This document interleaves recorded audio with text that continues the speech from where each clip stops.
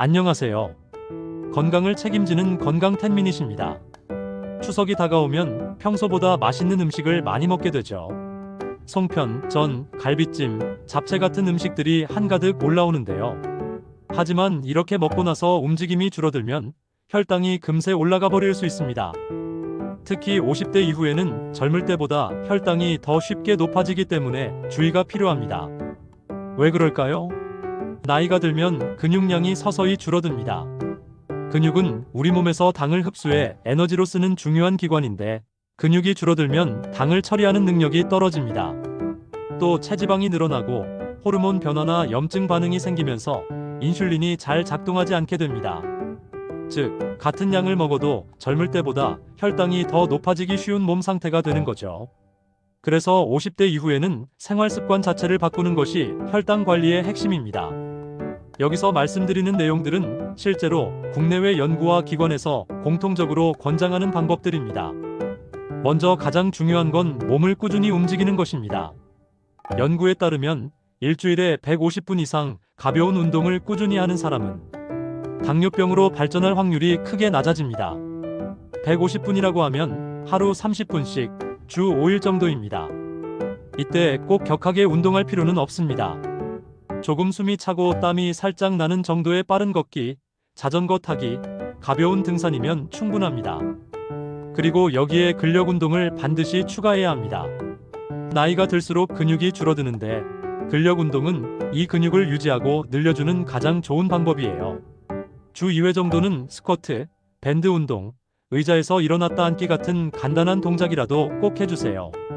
이런 운동은 인슐린이 몸에서 더 잘 작동하게 만들어 식후 혈당이 천천히 오르도록 돕습니다. 그 다음은 식사 후의 행동이에요. 많은 분들이 밥을 먹고 바로 앉아서 TV를 보거나 낮잠을 자죠.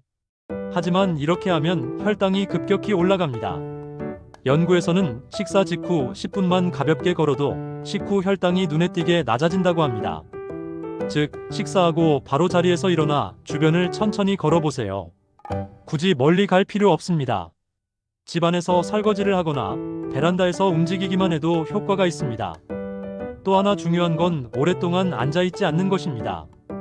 요즘은 TV나 스마트폰을 보며 몇 시간씩 앉아있는 경우가 많죠. 그런데 30분 이상 연속으로 앉아있으면 혈당이 서서히 올라가고 몸의 대사 기능이 떨어집니다. 그래서 30분에 한 번씩은 자리에서 일어나서 몸을 펴주거나 12분만 걸어도 좋습니다. 이런 작은 움직임이 혈당 관리에는 큰 차이를 만듭니다. 이제 식사 습관으로 넘어가 볼게요. 혈당을 높이는 가장 큰 요인은 바로 정제된 탄수화물입니다. 흰 쌀밥, 흰 밀가루, 설탕이 들어간 음식, 과일 주스 같은 것들이 대표적이에요. 추석 때는 이런 음식들이 특히 많습니다. 송편, 전, 잡채, 과일, 음료수까지 한꺼번에 먹게 되죠. 이럴 땐 무엇을 얼마나 먹느냐보다 어떤 순서로 먹느냐가 중요합니다. 먼저 채소와 단백질을 먼저 드세요. 나물, 두부, 생선, 고기 같은 단백질과 섬유질이 풍부한 음식부터 먹고 그 다음에 밥이나 떡을 먹는 거예요. 이렇게 하면 탄수화물이 천천히 흡수돼서 혈당이 급격히 오르지 않습니다. 또 식이섬유가 많은 음식을 충분히 드세요.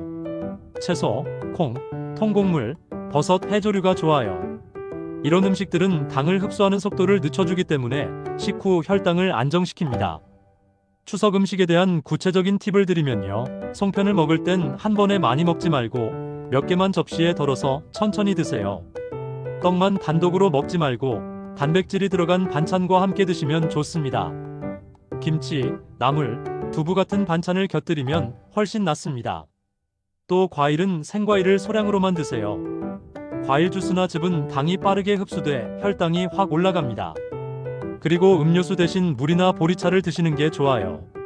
추석이 지나면 체중이 늘었다는 분들도 많죠.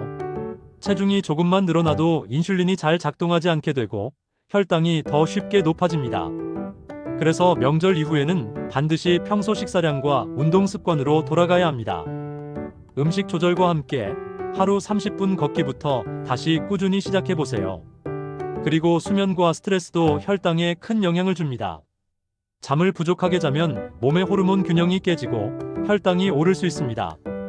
특히 6시간 이하로 자는 생활이 길어지면 당 조절이 잘 되지 않습니다. 명절에는 준비와 이동 때문에 피곤하겠지만 가능한 한 규칙적인 수면 시간을 유지해 주세요. 스트레스 역시 혈당을 높이는 원인입니다. 스트레스를 받으면 몸에서 코르티솔이라는 호르몬이 분비되는데 이게 혈당을 올리는 역할을 합니다. 명절에 가족 간 갈등이나 피로로 스트레스가 쌓일 수 있으니 잠시라도 혼자 산책하거나 깊은 호흡으로 마음을 다스리는 게 좋습니다. 마지막으로 약을 복용 중인 분들은 명절이라고 해서 약을 멋대로 줄이거나 늘리지 마세요. 식사량이 달라지면 저혈당이나 고혈당이 생길 수도 있기 때문에 미리 담당 의사나 약사에게 상담을 받아두는 게 안전합니다. 또 혈당 검사를 꾸준히 하고 정기 검진을 통해 자신의 상태를 확인해야 합니다.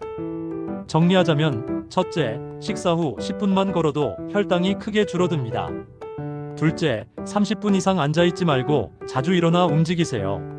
셋째, 채소와 단백질을 먼저 먹고 탄수화물은 나중에 천천히 드세요. 넷째, 주 2회 이상 근력 운동으로 근육을 유지하세요. 다섯째, 잠은 충분히 자고 스트레스를 줄이세요.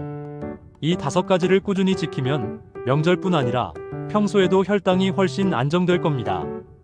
추석은 가족과 함께 맛있게 먹고 즐겁게 보내야 하는 시간입니다. 하지만 몸을 조금만 신경 써주면 건강하게 보내는 것도 충분히 가능합니다. 맛있는 음식도 즐기고 짧게라도 걸어주는 것, 그게 바로 내 몸을 지키는 첫걸음입니다. 이번 추석에는 많이 먹더라도 잘 움직이자. 이 한마디만 꼭 기억해 주세요. 건강한 명절 보내시길 바랍니다. 함께 더 건강한 삶을 만들어가요. 감사합니다.